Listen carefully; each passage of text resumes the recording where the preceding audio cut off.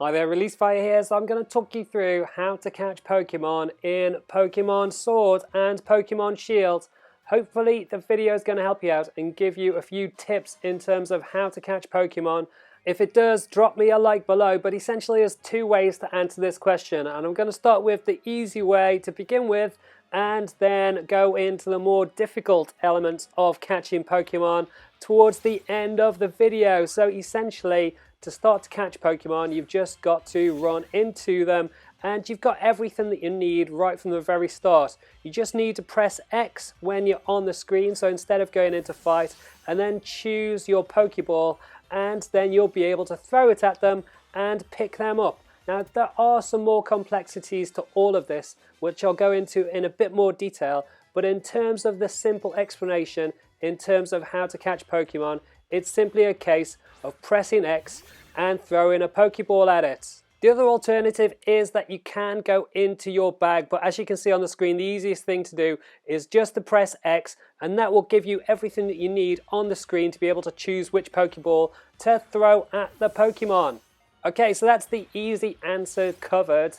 However, the complexities start when you're looking to catch more powerful, rarer Pokemon. They're more difficult to catch. And the reason for that is, number one, you can't catch certain Pokemon until you've completed the gyms. So I think you need to be able to open the first gym to be able to take you up to level 25, and then you need the second gym to take you up to level 30. So you've got to cover off the gyms to be able to catch higher level Pokemon in the first place. However, in addition to that, slightly more powerful Pokemon like this Farfetch'd, who is a level 19, is more difficult in general. I can catch it, I can throw Pokeballs at it, but it's able to fight me off because it's slightly more powerful. So to compensate for that, you have to use your Pokemon to fight and chip down its health until it's low enough for you to be able to throw a Pokeball at it and catch it. So you can see here I'm slowly chipping away at it and taking down its health, but it takes a little bit of time, and you've got to make sure you try not to actually faint it. You don't want it to faint. What you want it to do is to have a low enough health for you to be able to catch it. You also need to have a Pokemon that's able to withstand all of that damage while you're throwing balls at the Pokemon that you're trying to catch. And the best way to achieve this is to give your lead Pokemon the leftovers item, which is a tree shake drop, which I found at the location on the map at the moment. So you come to Motorstoke City, and then you go around to the right hand side, across the bridge, under the tunnels, and you'll find yourself with these three trees to shake, and it's one in the middle that I managed to shake for a second time, which dropped me the leftovers. If you shake it for a third time, you'll end up having to go into a battle with a relatively powerful Pokemon, but if you just do it twice, then you'll pick up the leftovers, or at least I did, and it's around that area that you should be able to try to replicate that and get your own leftovers. And then you can apply it from the bag, and then when you go into battle, essentially when you take a hit like that, you'll get this little scene where you get a little chunk of HP every time, and that will help you stay in the fight against more powerful, they're not more powerful than you, but more powerful relatively Pokemon, and that should help you buy enough time to be able to take down its HP stats so that it's easier to catch. So you can see it's quite low now, Farfetch'd. I'm throwing in a Great Ball.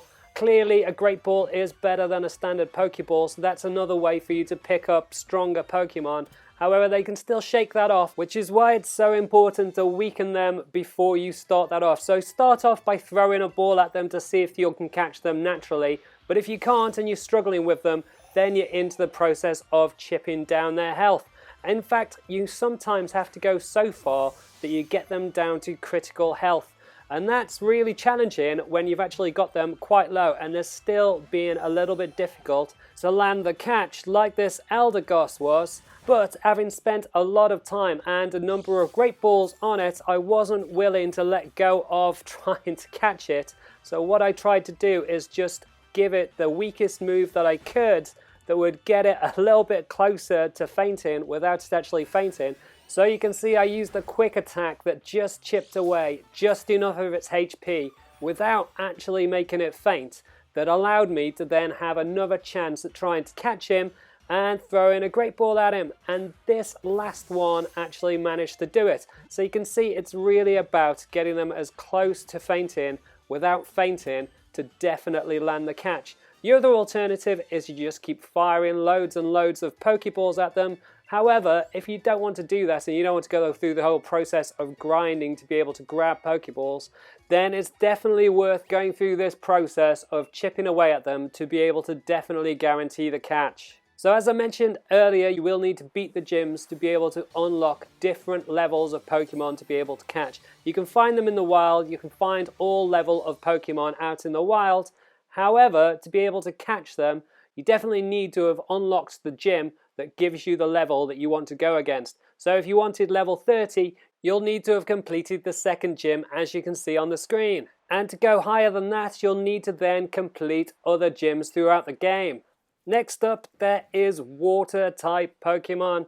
So this adds even more complexity. Now the ones that are further out, like the Gyarados that you just saw, you'll only be able to catch those once you've got the bike and the additional functionality to go on water with the bike, which you pick up as a natural progression in the game.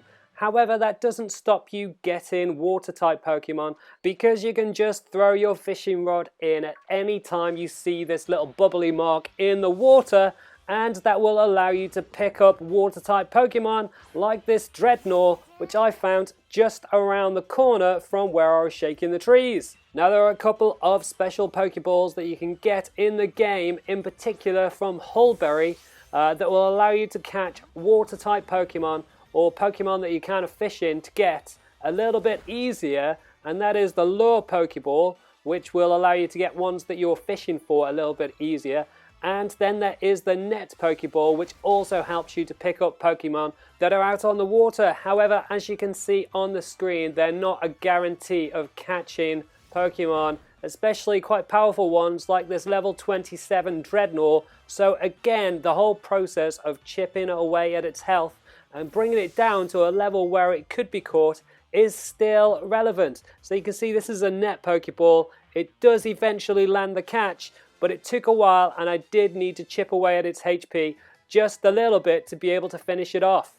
Next up, you've got flying Pokemon, and the way you essentially tempt them down is by whistling at them, and you can do that by pressing down on the left trigger, the left analog stick button, and that will bring them down to the ground like this Eldegoss does just here. And then finally, there's the concept of specifically going after more powerful Pokemon. So when you're taking on more powerful Pokemon, you need to think about your matchup types, because you want your Pokemon to be able to last, to be able to chip away at the opposition's health long enough to bring it close enough to fainting that you're actually able to catch it with the Pokeballs that you've got in your arsenal. So for example, if I'd come out with Scorbunny to go against this Dreadnought, the Dreadnought would have finished me off way earlier than it did against Pikachu, because Pikachu's an electricity type Pokemon, so it fares better against water type Pokemon. So it's about working out which Pokemon to go against the type of Pokemon that you actually want to pick up. So for example, electric type Pokemon are good against water and flying, while fire type Pokemon are good against grass, ice, bug and steel.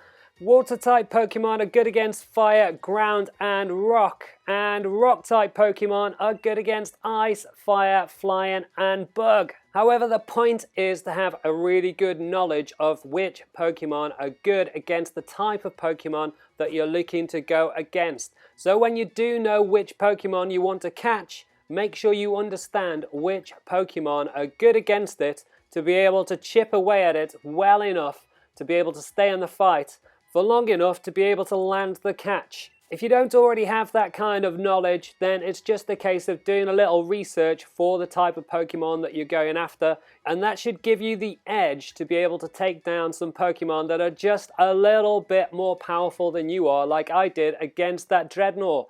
And that's it. That's everything that you need to know about how to catch Pokemon in Pokémon Sword and Shield for all types of Pokemon, including water type Pokemon and flying Pokemon. Hopefully the video helps you out. If it does, as ever, drop me a like below. It's massively, massively appreciated. You can also subscribe to the channel if you haven't already with the links on the left-hand side, and hit that bell button if you want to get notifications for all of my videos as they come out. You can check out the rest of my series on Pokémon Sword with the links on the right-hand side. Leave any comments below, and I will catch you next time.